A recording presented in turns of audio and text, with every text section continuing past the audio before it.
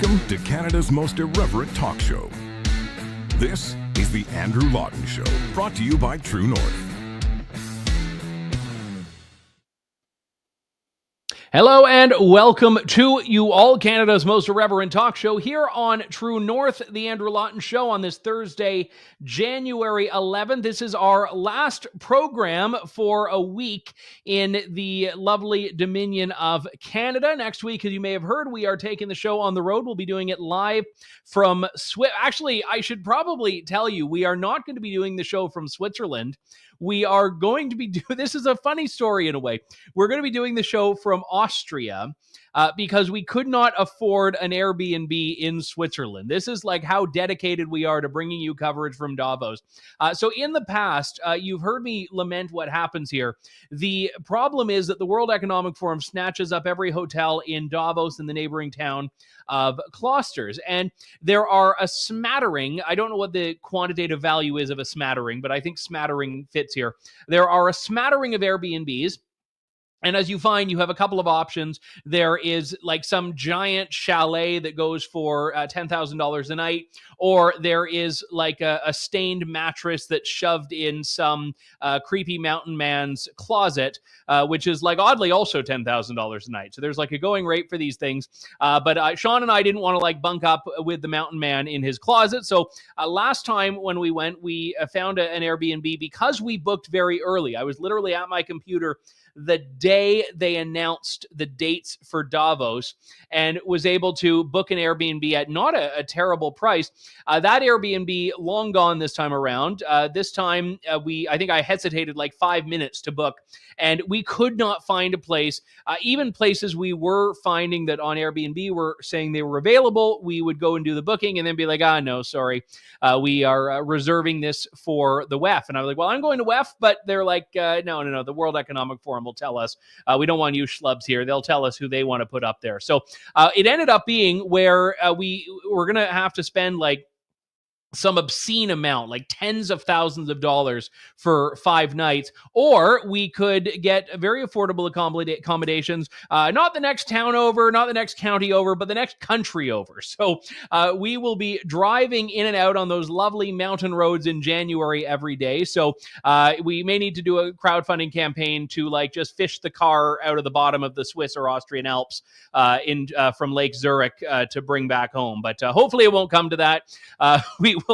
We will be very careful and cautious, but that's how dedicated we are to getting there and getting the story. So at least it should be a rather beautiful commute. But this is all a long way of saying next week we're doing the show in a different location, and we're going to be doing it in a different time as well. So I believe we settled on 3 p.m. Eastern, 1 p.m. Mountain Time. So 2 hours later than normal, just to give us time to, drive to Austria, which is a strange sentence, and get all situated after covering what's been happening in Davos during the day. But Davos is just one of many global summits where people come together and decide to put their agendas forward for the world. There is also the World Health Organization. Now, the WHO is a body that prior to 3 years ago, it was a much simpler, I guess 4 years ago now, it was a much simpler time. We didn't really know of it. If it popped up on our radar at all, it would be because every now and then they put out some press release about malaria or Ebola, and they kind of keep their nose clean. But then COVID came along. And just as the COVID pandemic empowered a wave of public health officials in this country who had only ever had meaning and purpose, from distributing condoms to high school students, found all of a sudden they had tremendous power, and they effectively became the de facto heads of government in places across the country. And now we have on a global scale a World Health Organization that has had a similarly emboldened sense of self in the last 4 years, which is a bit of a wind up to what's happening in May, when countries from around the world will descend on Geneva, Switzerland. All world domination tends to start and end in Switzerland for some reason, but they'll descend on Switzerland, on Geneva, and they will put forward what they hope to become a pandemic treaty. A pandemic treaty. Now, a treaty implies an agreement between states. This is what they hope to accomplish. So, as of right now, it's a draft treaty, it's a proposed treaty, it's a proposed agreement. But if you look at what they have proposed, there are things that people should be very concerned about. They talk about making the World Health Organization the body that sits at the helm and declares a public health emergency, which you may think, okay, what's the big deal? Well, this also means that countries who sign on to this are saying they undertake to follow the WHO's recommendations. If the WHO says shut down your border, countries are essentially committing to doing that. If the WHO says, hang on, you need to mandate vaccination, countries are committing to doing that. Now, any international relations expert will say, well, hang on, no, these agreements don't force countries to do anything. They're not binding. But at the same time, we are foolish to turn away and turn a blind eye to countries saying they want to do this and willingly saying they are going to do this. What else does the draft agreement say? That countries will commit to censoring what they call disinformation, misinformation.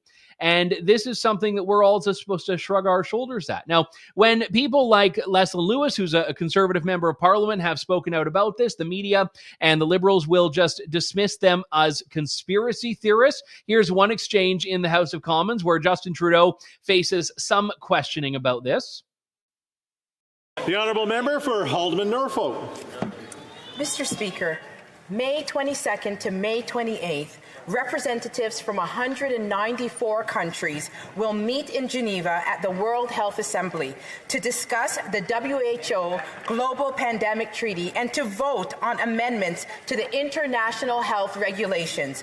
Why didn't this Prime Minister establish a public health inquiry into our COVID response before considering signing amendments to the international health regulations? To the right honourable Prime Minister. Mr. Speaker, as an active member of the WHO, Canada has always been there to push for better science, to push for better impacts in the way we collaborate around the world. Canada is a leading voice on ensuring not only that we make it through this pandemic, which is continuing to be ongoing, but also that we prepare for future pandemics, which unfortunately may well be the reality for decades and generations to come.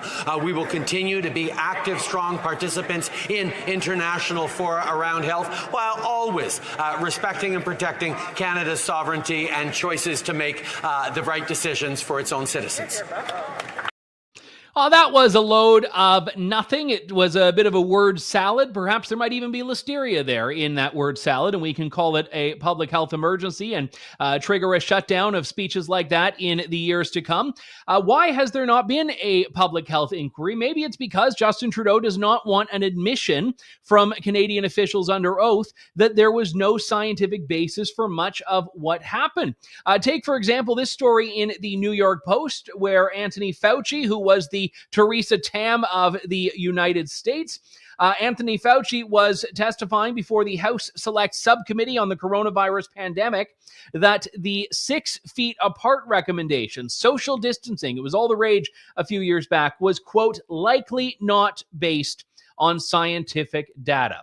So, you know, those stickers, you still see them on grocery store floors every now and then. It's a bit of an artifact of a bygone era. But all of that, we had to orient our lives around it. Restaurants had to pull tables out because of it. And it was, likely not based on scientific data, Anthony Fauci is admitting. And again, I don't think Justin Trudeau wants Theresa Tam to make those same admissions in Canada about social distancing, vaccine mandates, border closures, shutdowns, and so on. Sean says someone should open a COVID-themed restaurant like 10 years from now. Well, actually, I have opened a COVID-themed restaurant because it's no restaurant at all. The restaurant's all closed during COVID. So there you go. A COVID-themed restaurant is just no food, takeout only. That's the COVID-themed restaurant. But you could probably have some fun with it. I think in Las Vegas, there's that Heart Attack Diner or Heart Attack Grill. So yeah, I'm sure you could do that. We could come up with, in the comments, your best menu items for the COVID. I would say Fatten the Curve would be the name of the COVID restaurant if I just think of the first one that comes to mind there. But nevertheless, we'll get to COVID nostalgia in time to come. I am certain. Let's talk about this World Health Organization business here. Bruce Pardy had a great piece in the National Post about this, where he talks about why I think people in Canada and around the world should be very concerned. He is a law professor at Queen's University and the executive director of Rights Probe, and it is always good to see him. Bruce, welcome back. Thanks for coming on today. Hello, Andrew. Thanks for having me. Good to see you. So, I mean, there's always this battle whenever we see these international agreements where anytime someone raises alarm bells, as you rightly have, you get people saying, oh, it's non-binding. What's the big deal? Don't worry about it. And I say, well, if it's, so insignificant, why bother doing it at all? But why is it you find this one to be of particular concern? Well, this is part of the plan for the next time around, yes? So I think it goes like this. The WHO takes responsibility for driving the boat. They get authority to declare when a public health emergency happens, and they get to make recommendations that will be binding. And the countries will promise to put the binding recommendations into place in their own countries. Now, as you say, the control is basically still in the hands of the individual governments in those countries. But the game here is that I think those governments will use the WHO's recommendations as cover for their own decisions, as in, well, I'm sorry, but the WHO has recommended lockdown, so you have to stay in your house, and we're sorry, but it's out of our hands. So in this way, they're sloughing off responsibility for making the hard calls, even though hard calls is what they want to make. Governments are always anxious to avoid responsibility, and this is one of the ways they're going to do it. That's an incredible point. And I think that was one of the big disgraces of the pandemic response. I mean, around the world, but certainly in Canada, is where you had governments hiding behind public health bureaucrats. It happened federally with Theresa Tam. It happened in pretty much every single province. And it one of the big issues from a policy perspective is that public health bureaucrats, that they have their place. I would say it's a far smaller place now that I would give them than I would have given them 5-6 years ago.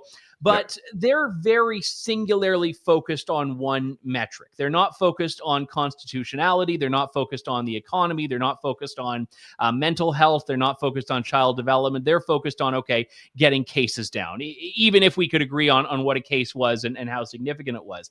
And yeah, it's very dangerous for people that we elect to make the decisions, which we think are going to come from other experts. Like, a response should have been, we hear what the public health doctor has to say. We hear what the economist has to say. We hear what the child psychiatrist has to say, and then we make a decision on balance. Now, maybe they wouldn't make the right one, but at least there would be a clear delineation of who made the responsibility. It's incredibly dangerous, as you point out, to hide behind the experts, which is really what they're agreeing to do here.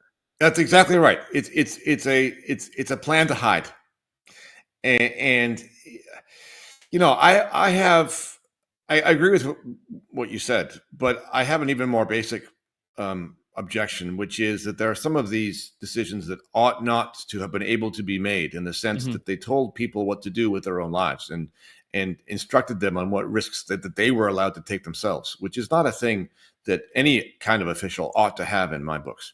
But yes, this is going to change the focus from the local officials who are exercising their discretion to giving them an excuse for saying that they really have no choice, which is absolutely not correct. So there's one of the arguments against this planned regime from the WHO is that it will override our sovereignty and it will suspend our constitution.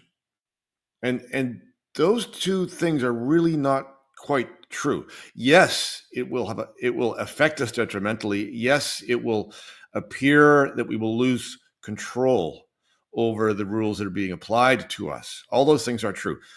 But the real people to finger in this, it's not just the WHO. It is actually our own officials, our own politicians, our own government, who, number one, are eager to sign on to this, and number two, who actually still have the authority to decide, and to decide to what extent they're going to recognize our rights and freedoms, our civil liberties, and the ones who are failing to weigh all the factors that you mentioned. They are the ones who are really at fault, and they are the ones who are democratically accountable to us. The officials in the WHO, the bureaucrats in the WHO, are not accountable to us. They are accountable to the countries that put together this agreement. So our first line of attack, if you like to put it that way, are the people who purport to represent us, and they are the ones who are falling down on the job. Yes, and we've already seen in one notable way I'll describe momentarily where our government is all too willing to go along with this, and that's on regulating discourse. So in this draft agreement, it says that countries would commit to censoring, quote, false, misleading, misinformation, or disinformation, unquote. Now, these are terms we've heard the federal government in Canada talk about warranting a government response already, and we know that the government in Canada is doing an overhaul of internet regulations as we speak. Well, here we have a prime example where these two agendas seem to be aligned already. It's perfect.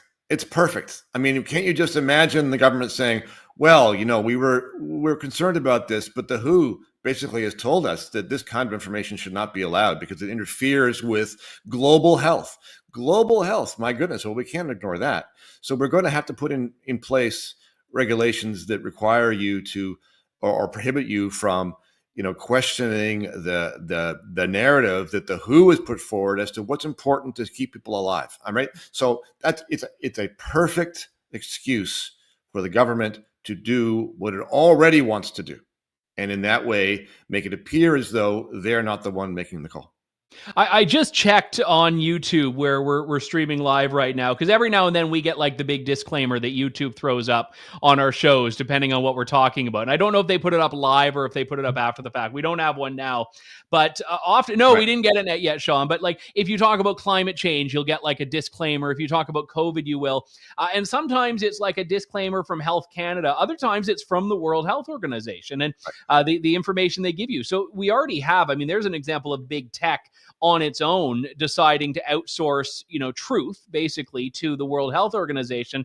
And just imagine if you go one step further and make that a deputization by the state to do the same thing. And I don't think, being able to say it with a disclaimer will even satisfy what countries want. I think they want you to not be able to say it at all.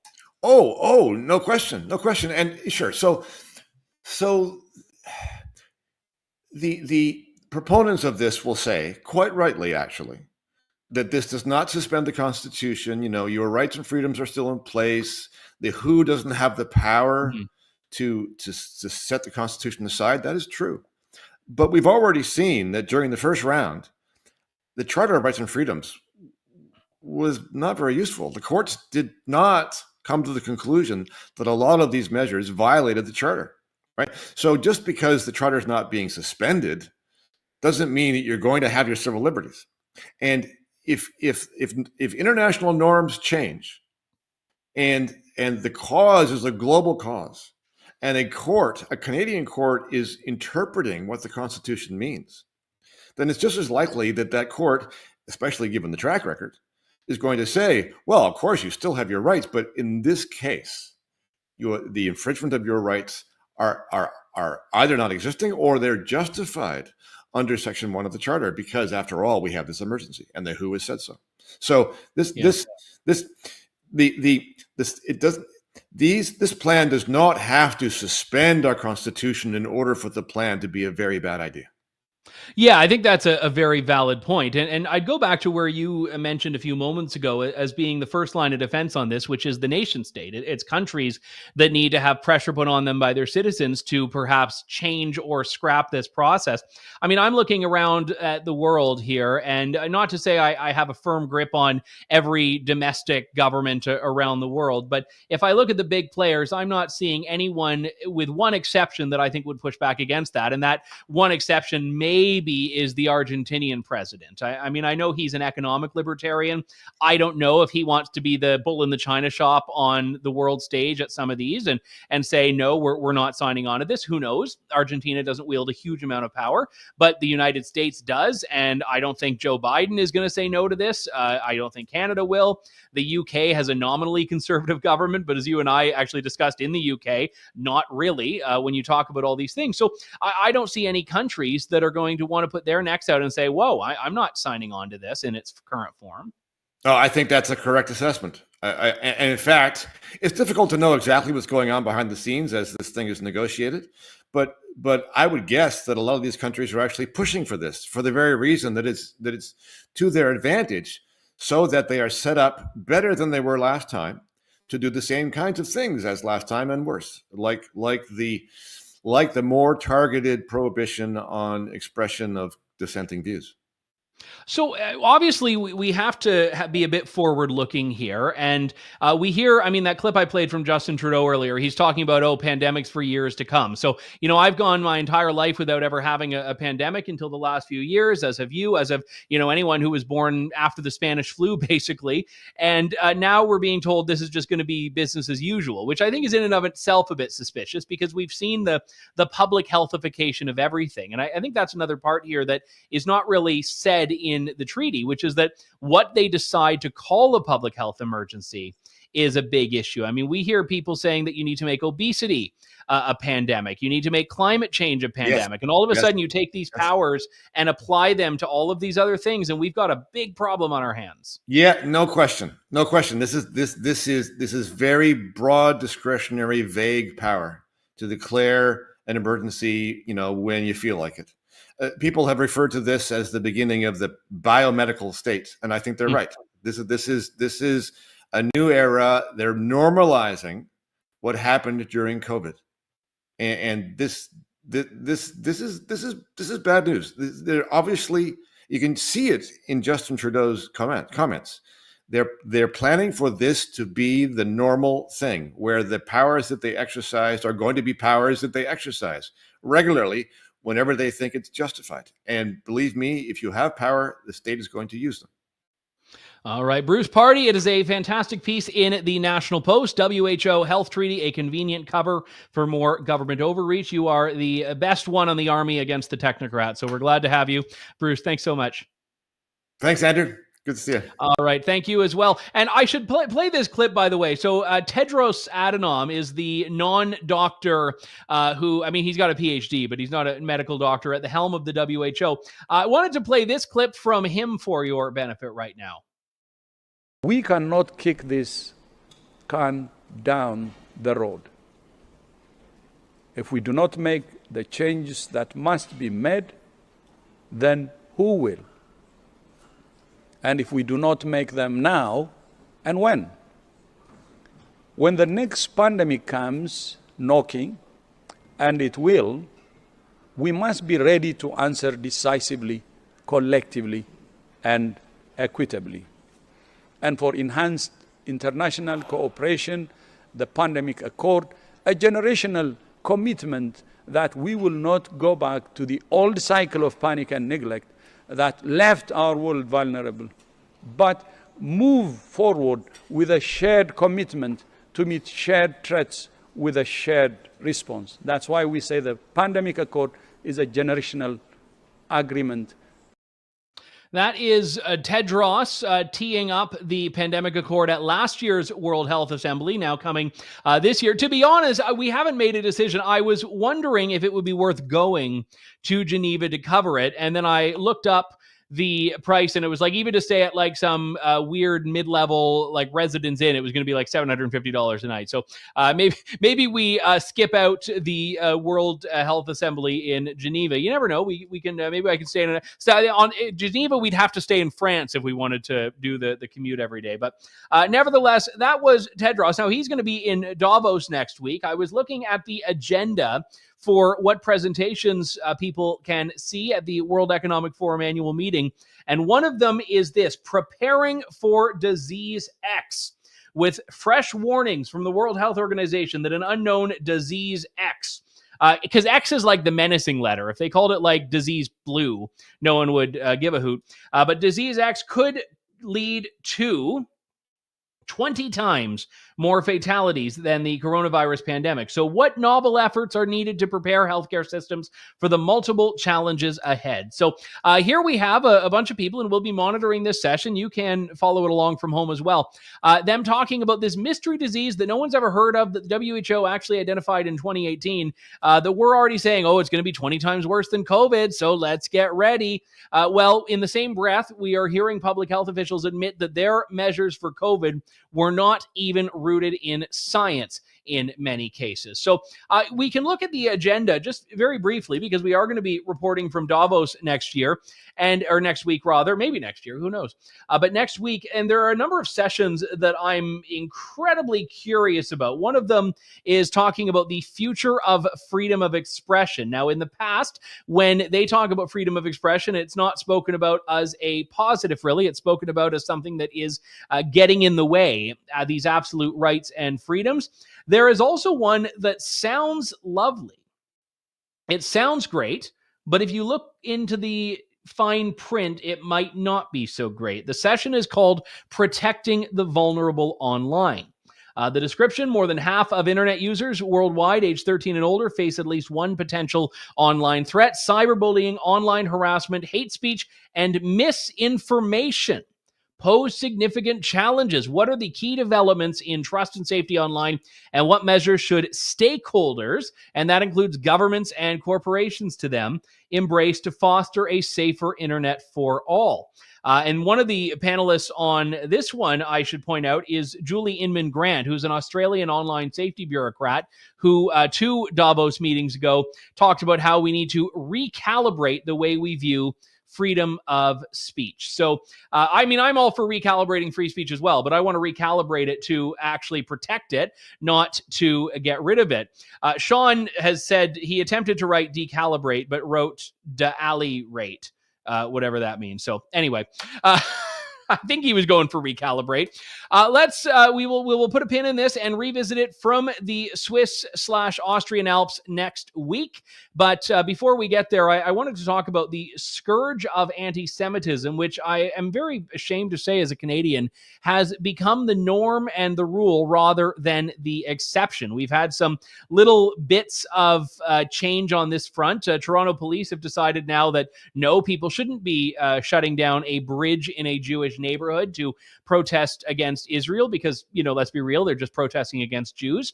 But at the same time, we also see an increasing normalization of this. All of the people who were tremendous supporters of Israel and the Jewish people on October 7th, 8th, and 9th, and 10th have become less and less so as time has gone on. And the media has become a very key player in this. Barbara Kay had a fantastic piece in the Epoch Times. She said, to uphold the preferred narrative, the media will go to any lengths to demonize Israel. Barbara Kay joins us now, and it's always good to see her. Barbara, thanks for joining me today. A pleasure to be here, Andrew. So, I mean, the media's role in this cannot be at all overstated. The media, I mean, when you're talking about something happening in the Middle East, the media is, to some extent, our only glimpse at what's happening there. And we've seen the framing on Israel issues to just be absolutely disastrous. And, CBC not calling Hamas a terror organization, which is a statement of fact. It's a statement of law in Canada. It's not even an arguable point. And, media that does false equivalency. At one point, they referred to the agreement by Israel to release prisoners in exchange for hostages as a hostage exchange, which is just, again, an absurd thing here. But you've talked about the media really being particularly brazen on this. They're very brazen. We just saw, I don't know if you saw it on X, Honest Reporting had done an expose of some Reuters and Associated Press journalists in Gaza laughing about, looking at some of the atrocities of October 7th and laughing. Gaza is filled with so-called journalists. We know that some of the journalists that the New York Times employed actually accompanied Hamas on the rampage, the pogrom of October 7th. In other words, they knew about it in advance. They wanted to capture it as it happens. And it was clear that from the familiar way in which they were palling around with the Hamas fighters, that they are actually supporters of Hamas, or likely supporters of Hamas. And as I've said many times on social media, and in my column that you cited, the very words "from sources in Gaza" should send alarm bells ringing in any mainstream news outlet, because there is no such thing as a report out of Gaza that is inherently trustworthy. Not that they always give false news, but you can never be sure that they're not giving false news, because no reporter is allowed to report from Gaza without censorship by Hamas. And so no reporter is free to publish what they want from Gaza, unless it goes through Hamas, censorship. And as well, many of the journalists, the so-called journalists in Gaza, are actually not journalists. They are simply working for Hamas in the capacity of stringers for other, bigger Mhm. companies, but they are in fact agents for Hamas.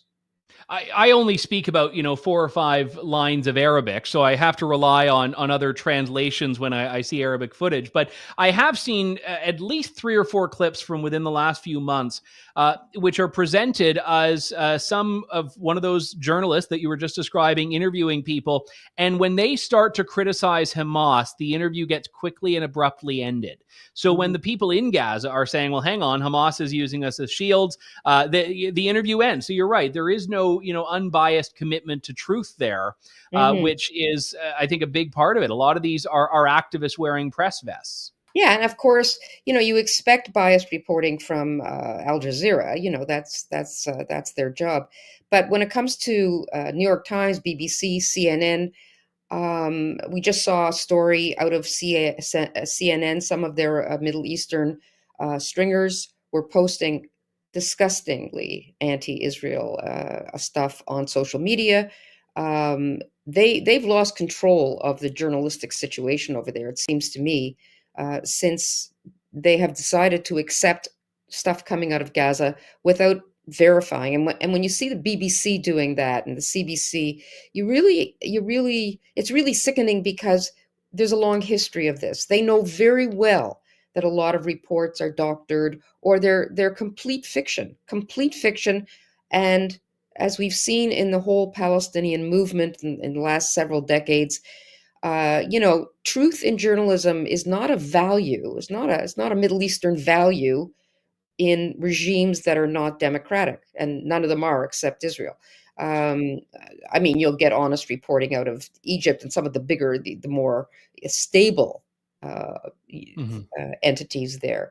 But from the West Bank or Gaza, you really have to verify anything you hear out of there. And in fact, I remember in a column I wrote some time ago, I remember there was a report from Matty Friedman, one of the top journalists on this scene, who recounted the anecdote of a West Bank politician checking with an Israeli journalist to see if what he was being told by his own journalists in the West Bank was true or not. He just a rumor that there was an assassination plot. He didn't know whether to believe it or not, so he checked with Israeli journalists. That's how bad it is. You talk about this phenomenon, which I've heard before, and it sounds silly, but it's actually a very serious thing, which is Pallywood. And I'm wondering if you could explain that for people that haven't come across this term. I guess not. I guess she can't explain that. Hopefully, oh, there we go. We got Barbara I'm back. so sorry. This has happened before, Andrew. I don't Yeah, know. I'm having flashbacks now, like literal Yeah, flashes, and then yeah. and now you're freezing up again a little bit too. I don't know. I'm on Chrome. Uh, I don't know I'm what to hearing do. you now. Can you hear me? I hear you very well now. Okay, perfect. Don't know why. So tell me what Pallywood is for people that aren't familiar. Pallywood is an actual news producing industry in the West Bank and Gaza, and it's like Bollywood in the sense that it's fake stuff, but it's an actual industry. There are producers and directors and actors and extras, all kinds of industry norms going on that actually are producing fake news. So if they want to show that an Israeli struck, say, a site, then they will produce it. They will actually create a scene and produce it with fake dead people on stretchers, and suddenly an ambulance comes screeching up. Somebody hails an ambulance and it comes screeching up 4 seconds later. So it's and then they produce it as news. The famous Mohammed al-Dura affair in 2000, that was highly contested. It was shot by a Palestinian stringer who was also well known in Hollywood industry of making fake news, but he had sent a 59-second clip that purported to show that during the Intifada, that Israeli snipers had actually targeted and killed a 12-year-old boy by the name of Muhammad al-Dura. When the 23 minutes of raw footage was seen by other journalists and skeptics, presented a very different picture. And eventually, there were lawsuits over this, and eventually the IDF concluded and reported there was no way that child could have been hit by an Israeli bullet because of the angle of the bullet and all that. But that was one of the bigger stories. But they're very consequential, these stories, like the Jenin massacre. The Jenin massacre, you may remember in 2002, when they were trying to get to the source of all the suicide bombers. They had a ground operation into Jenin. The first reports out of the West Bank were a massacre of 500 civilians, and that story stuck.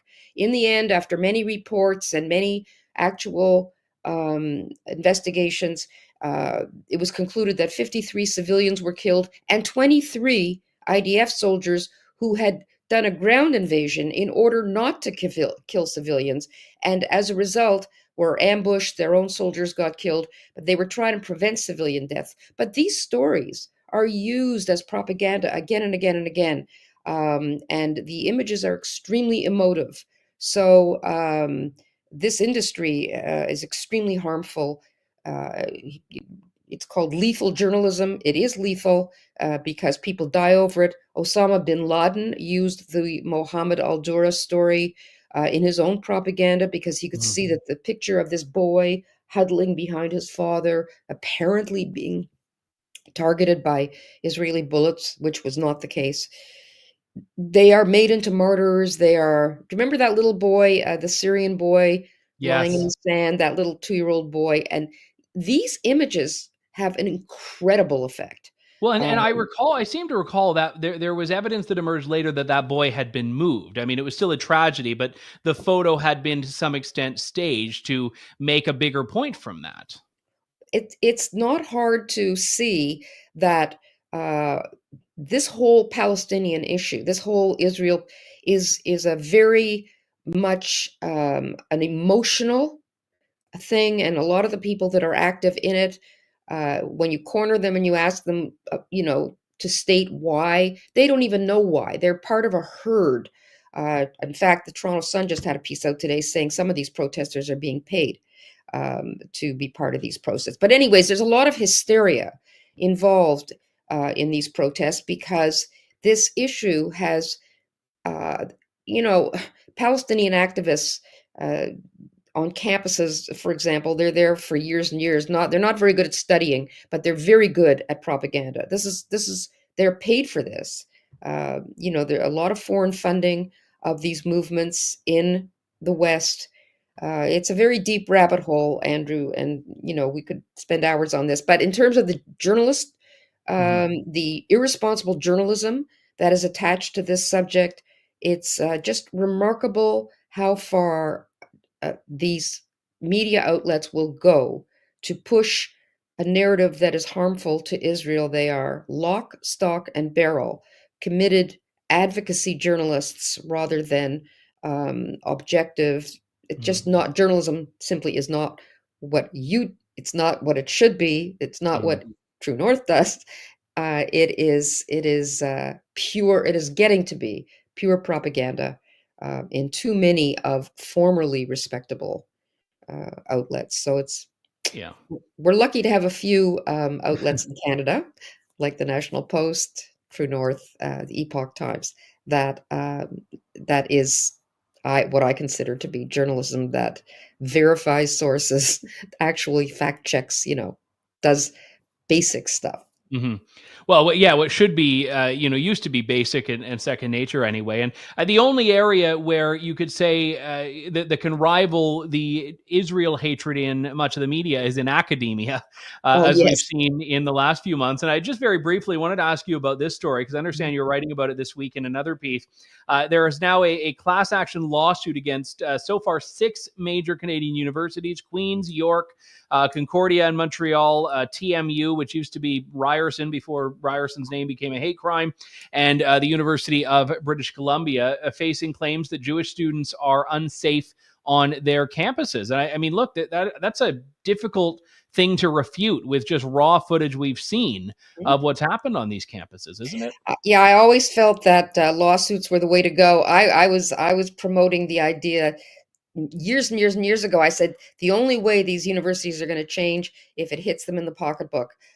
These particular class actions are by a law firm, but they are in partnership with the Lawfare Project, which is a pro bono legal fund for fighting anti-Semitism around the world. They do phenomenal work, and they just had a very big success against a restaurant in Toronto, an owner of a restaurant, for defaming and defamation suit against a Canadian media personality who was also a Zionist and was targeted on social media. So unless lawsuits make these institutions pay out big time, and the one against McMaster is what, $77 million. And the more that are targeted, the better, because just a couple have to win, and you'll see the whole culture of university will be forced to change. And that's the only way this is going to be happening. Just as in the States, that president was not going to, Claudine Gay from Harvard, she was not prepared to step down. But donor, when you lose $1 billion in funding from your donor class, that talks louder than ideology. And I can only pray that these lawsuits succeed, because I think that's going to have a very abrupt, if they do, it'll have a very abrupt and very cleansing effect on campuses in terms of anti-Semitism. I know you're Jewish yourself, and you live in Montreal, which has always had a very vibrant Jewish community. How have you? What's your sense been? I mean, I know you are not recognizably Jewish like some Orthodox people in Montreal are. So I don't know if you personally feel unsafe walking around. But what's the mood been in the last few months there? Well, I mean, certainly there have been incidents that are quite harrowing. Bullets in a door of in school in areas that are intensely Jewish. I live in a very mixed and very diverse neighborhood. I am known to be Jewish because from my writings, I'm publicly identified as Jewish. But I don't feel physically unsafe. No, not in my neighborhood. But I know that there are areas where, yes, people do feel unsafe, and for reason. So far, nothing cataclysmic has happened, but there have been threats, and there have been incidents in malls, and just like there have been in Toronto, there have been a lot of very unsettling incidents. And I know on campus, Concordia is known to be a hotbed of pro-Palestinianism. UQuam and McGill to a certain extent, but Concordia has had a long time reputation of that's where Laith Marouf got his start in anti-Semitic activism. Yeah, anyone who said hate doesn't pay certainly didn't look at his business model there. So, all right, well, Barbara Kay, fantastic work in the Epoch Times and in the National Post as always. Thank you so much for coming on today. Thanks for having me, Andrew. All right, that does it for us for today. That means I am saying farewell to Canada for a little bit of time, but we will see you on Monday from Davos. This is the Andrew Lawton Show, Canada's most irreverent talk show on True North. Thank you, God bless, and have a great weekend. Thanks for listening to the Andrew Lawton Show. Support the program by donating to True North at www.tnc.news.